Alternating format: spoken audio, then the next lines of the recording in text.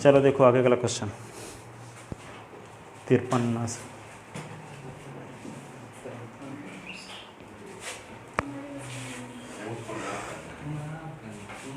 देखो 17 number question देखो। अभी कौन सा क्वेश्चन बताए?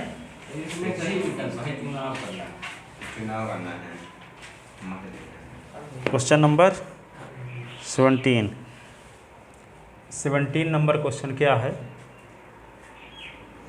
यदि ABC समांतर श्रेणी में हो, यदि ABC समांतर श्रेणी में हो, समांतर श्रेणी में हो, ABC समांतर श्रेणी में हो तो सारणिक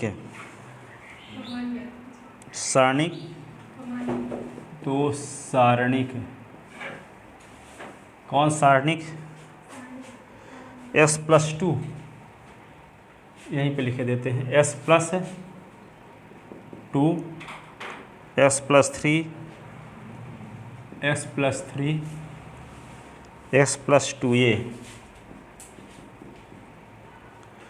X+3 S+4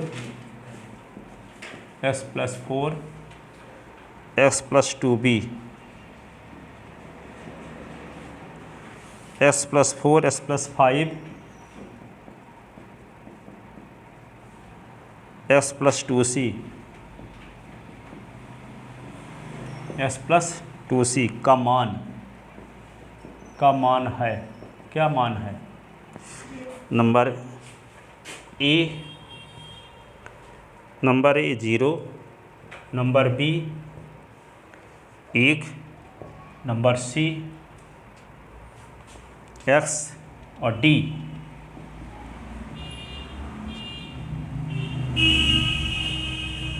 2X। क्या होगा इसका सही जवाब? कैसे? चलो देखते हैं, इसको सॉल्व करके देखते हैं।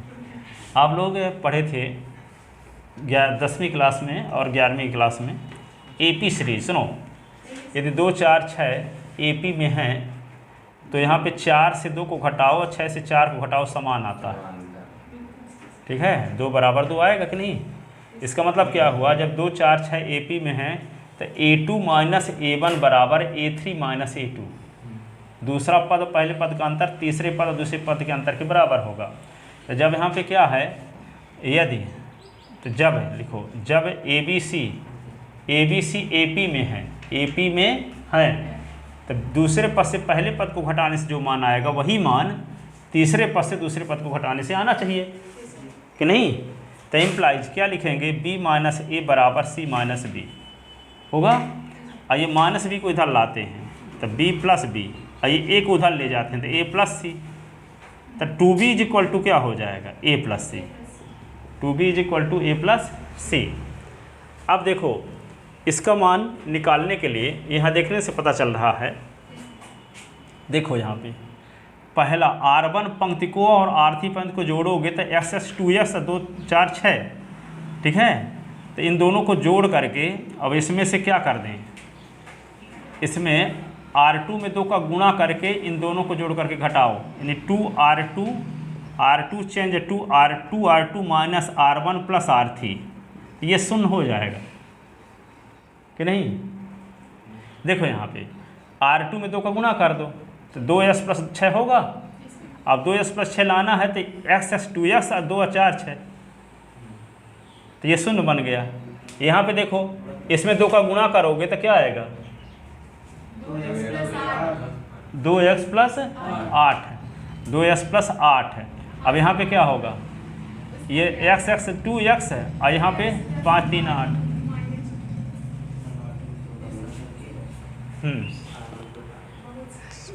समझ में आया बात कि नहीं आई? अब देखो तो क्या करें?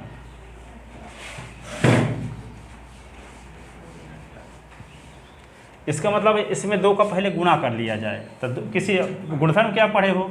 किसी सारणी की कोई भी पंक्ति अथवा कोई भी स्तंभ में किसी विशेष संख्या का गुणा कर देने से उसके मान में भी उसी संख्या का गुणा हो जाता है। तो 2 का गुणा करें तो 2 का भाग भी देना पड़ेगा। ठीक है,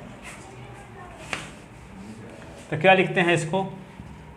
x प्लस 2 यहाँ पे हम क्या करते हैं, x+2, x+3, x+2a, s+3, s+4, s+2b ना, s+4, s+5, s+2c, ऐसे।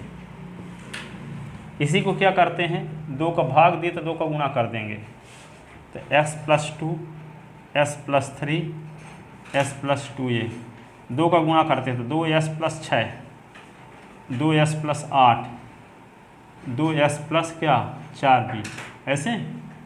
अब यहाँ पे क्या लिख देंगे, s+4, s+5, s+2c, ऐसे।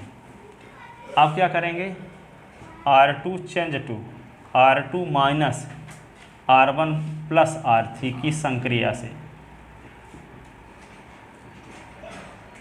ठीक है। R2 change to R2 minus R1 plus R3 की संक्रिया से, तो 1/2।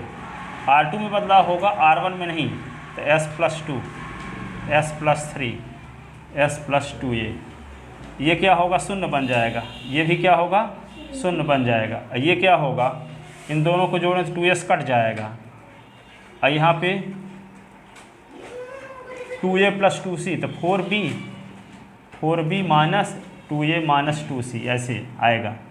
और ये होगा s+4, s+5, s+2c, ऐसे, ठीक है। अब देखो यहाँ पे, यहाँ 2 से यदि -2 कॉमन ले लो तो क्या बचेगा, a + c, a + c की वैल्यू 2b, तो 2 कॉमन है, a + c के स्थान पर 2b लिख दोगे तो 2b 4b, तो 4b - 4b, तो R2 के सभी एलिमेंट शून्य, तो सारणी का मान शून्य। यहाँ 1 डाल लो इसको, ठीक है। तो अगले स्टेप में इसी को हम क्या लिख सकते हैं, अगले स्टेप में इसी को लिख सकते हैं 1/2। देखो s+2, s+3, s+2a, और ये क्या होगा, 0, 0, 4b minus 2 common a + c, ऐसे। ये होगा x+4, s+5, और ये x+2c, ऐसे। अब यहाँ पे a + c के स्थान पे क्या लिखेंगे, यहाँ पे 2b, तो 2b का मल्टीप्लाई 2 के साथ, तो 4b, तो 4b - 4b तो शून्य, तो ये क्या होगा, 1/2। इसको लिखेंगे s+2, s+3, s+2a, ये 0, 0, 4b - 2 × 2b, ये क्या होगा, s+4, s+5, s+2c, ऐसे। अब ये क्या होगा, 4b - 4b तो 0 ना हो जाएगा, तो इसका मान क्या होगा, शून्य, क्योंकि R2 के सभी अवयव शून्य हैं, सभी अवयव शून्य हैं। इसके स्थान पे हम क्या बना देंगे, शून्य, अगले स्टेप में। तो 4b - 4b शून्य, तो सब एलिमेंट शून्य हो गए, इसका मान क्या होगा, शून्य, क्योंकि सारणी का गुणधर्म पढ़े हो, किसी सारणी की कोई भी पंक्ति अथवा कोई भी स्तंभ के सभी अवयव शून्य हो तो सारणी का मान शून्य होता है। अब हम a + c के स्थान पे 2b तभी लिख सकते हैं जब ABC AP में होते तब, इसीलिए क्वेश्चन में देना पड़ा कि ABC AP में है, ताकि आप a + c के स्थान पे 2b लिख सको। अब a + c के स्थान पे 2b लिखोगे तो 4b - 4b आएगा, तो शून्य हो जाएगा, तो R2 के सभी एलिमेंट शून्य हो जाएंगे, तो सारणी का मान शून्य हो जाएगा। इस प्रकार आपका सही जवाब क्या है, ए, लॉक किया जाए।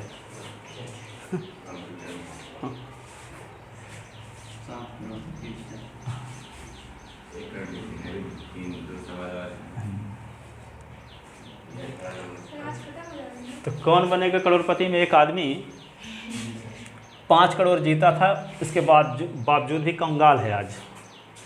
इससे मैसेज ये जाता है कि जिस व्यक्ति के पास करोड़ रुपए संभालने की माइंड नहीं है वो नहीं संभाल सकता, ठीक है। करोड़ों रुपए संभालने की माइंड नहीं है तो क्या करोगे, किसी होटल में चले जाओगे, 1 दिन में 2 दिन में। यहाँ पे ऐसे ऐसे होटल हैं कि एक 24 घंटे का 87,000 रुपये लगता है इंडिया में। 24 घंटा रुकने का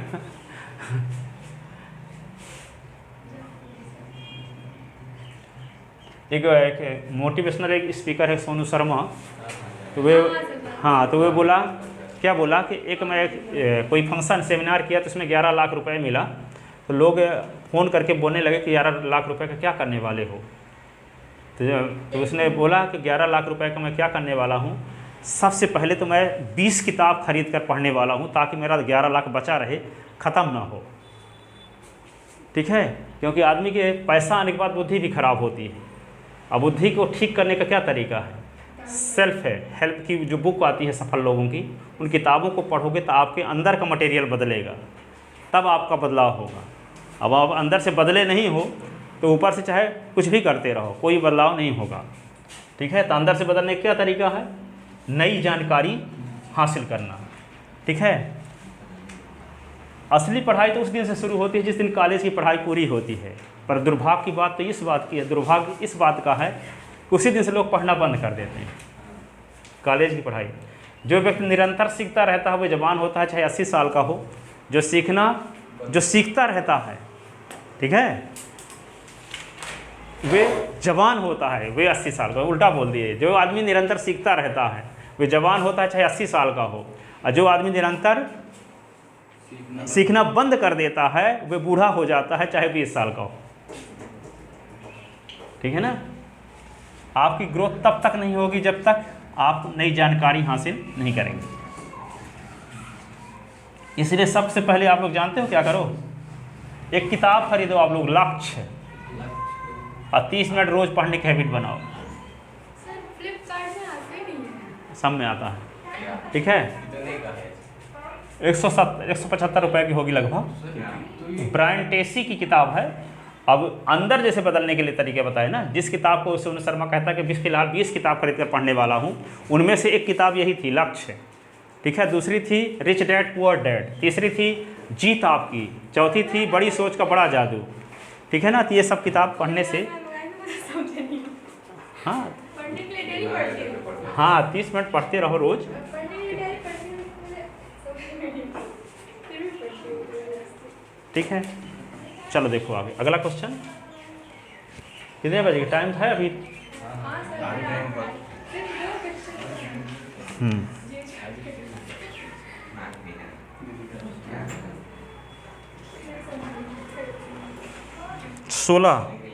18 नंबर सवाल ना,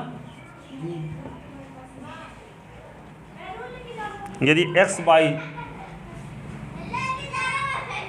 वाई जेड शून्योत्तर वास्तविक संख्याएं हैं, शून्योत्तर वास्तविक है। देखो इन किताबों को जब आप पढ़ना शुरू करोगे, जैसे मान लो, सुन लो, थोड़ी देर और बात करते हैं आपसे। जैसे मान लो इन किताब को पढ़ना शुरू करते हैं, लक्ष्य किताब पढ़ रहे हो, ठीक है। अब कब इस किताब को पढ़ना आप बंद कर दोगे? जैसे मान लो आप लक्ष्य किताब पढ़ रहे हो, घर में कोई आपके ऐसा कोई आदमी आया जो इंदौर, भोपाल या दिल्ली में रह करके IAS की तैयारी कर रहा है या किसी की तैयारी कर रहा है। अब वे आके आपको बोला लक्ष्य किताब पढ़ रही हो,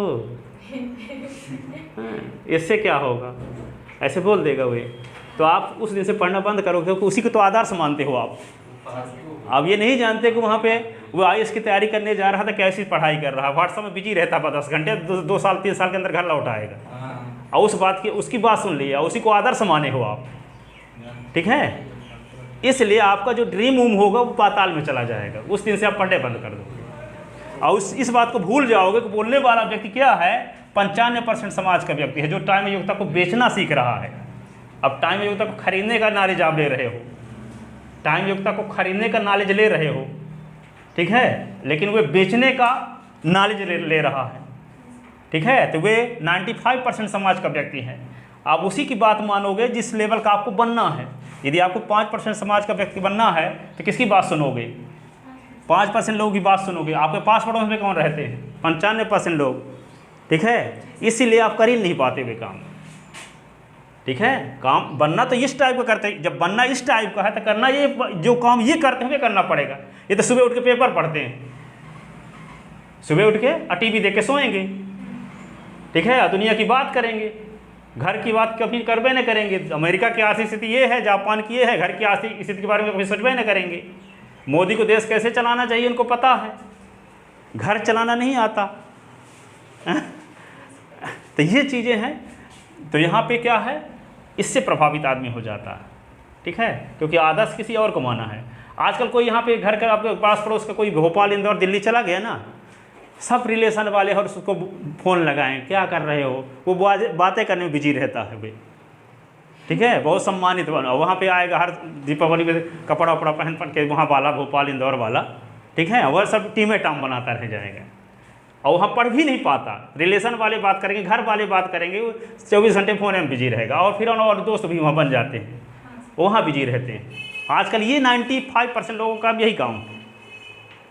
अब भेजते क्यों हैं भोपाल इंदौर, मामा का लड़का गया है तो हम भी अब कम थोड़ी हैं। अब हैबिट को चेंज नहीं करना चाहते, कहीं भी जाएंगे। अब हैबिट चेंज नहीं करो चाहे अमेरिका चले जाओ, कोई बदलाव नहीं होगा। और हैबिट को चेंज कर लो तो यहीं रहो, तो यहीं से बड़ा काम कर सकते हो आप।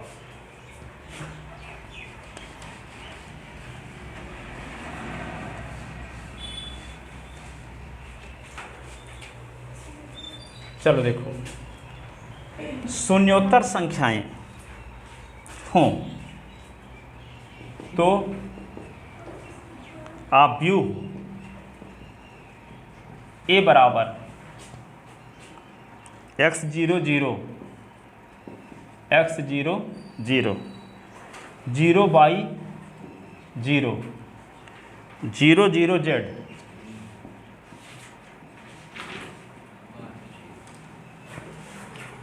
का व्युत्क्रम है, व्युत्क्रम है, ठीक है, 0 0 का व्युत्क्रम है। क्या व्युत्क्रम है बोलो? ए लिखो, x inverse 0 0 0 by inverse 0 0 0 z inverse. हम किसी और की बात नहीं कर रहे हैं, मेरे घर के सदस्य कह रहे हैं भोपाल इंदौर, ठीक है। तो ऐसे स्थिति रहती है, वो किसी पढ़ ही नहीं पाता, दिन भर फोने लगाए रहते हैं यहाँ घर के लोग। अब इतना नॉलेज उसके पास हो तब ना। x inverse 0 0 0 by inverse 0।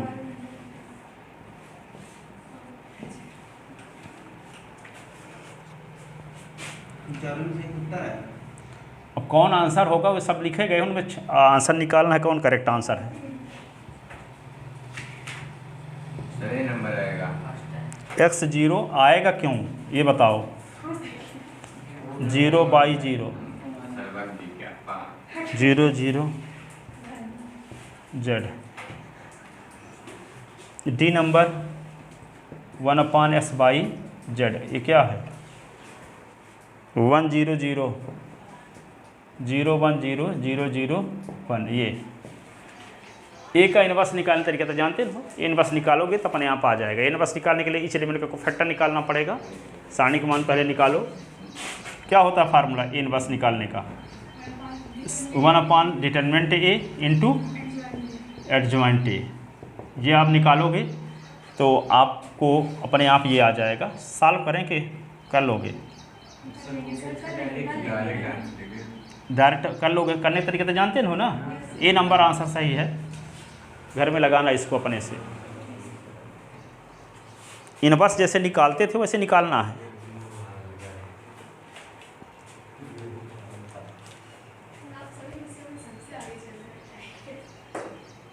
क्या बोले?